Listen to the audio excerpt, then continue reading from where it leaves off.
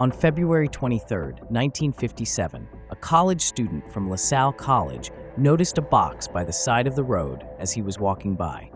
As he peered inside the box, he noticed what looked like a child's head. Thinking it was some type of doll, he ignored it and kept walking. 2 days later, on February 25th, he saw the same box sitting by the side of the road. Curiosity got the better of him, and he went over to take a closer look at the box. When he examined the contents, he was shocked to find the body of a young boy stuffed inside the box. This discovery was the start of one of the greatest mysteries of the 20th century. Who was the boy in the box?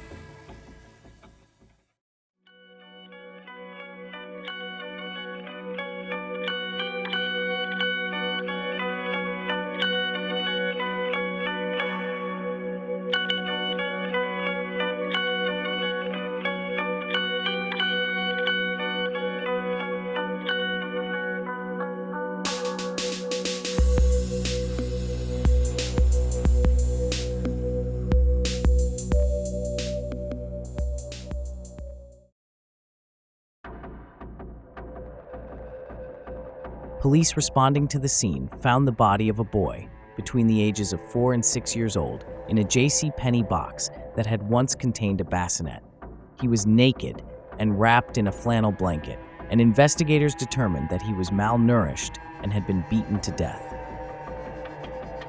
Elmer Palmer, the first officer to arrive, stated, "It's something you don't forget. This one was the one that bothered everybody."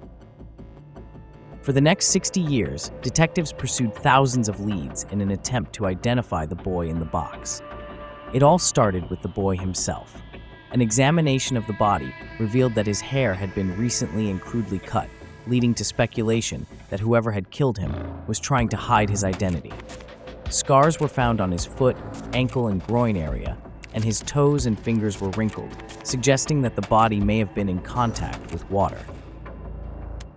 A reconstructed image of the boy's face was published in newspapers, and hundreds of thousands of flyers were distributed across the state of Pennsylvania. Despite all these efforts, the boy's identity remained unknown. Detectives in the case chased down numerous leads, including the possibility that he may have been a Hungarian refugee, a possible kidnap victim, and even the victim of a crime involving carnival workers. All these leads led to dead ends. In 1960, an employee of the medical examiner's office named Remington Bristow spoke to a psychic. The psychic led Bristow to a local foster home. While attending an estate sale at the foster home, Bristow noticed a bassinet that looked like one sold at JCPenney and blankets that resembled the ones wrapped around the dead boy. He theorized that the boy had been the child of the owner's stepdaughter and unwed mother. Detectives looked into the matter, but despite the promising clues, they determined that there was no definitive connection to the case. In 2002, a woman identified only as M told investigators that the boy had been purchased by M's abusive mother from another family in 1954.